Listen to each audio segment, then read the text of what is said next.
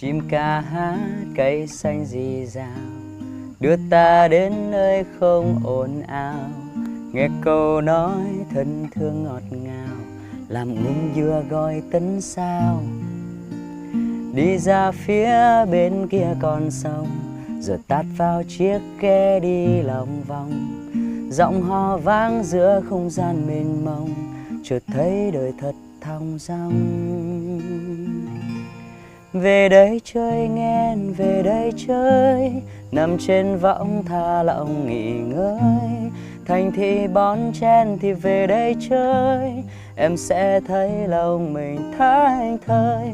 Về một nơi mà bình yên khắp lối, nơi mọi vật đều sẽ nhớ lắm khi rời. Lòng an nhiên chưa từng phút rối bời, một nơi mà mặt trời cũng nghỉ ngơi.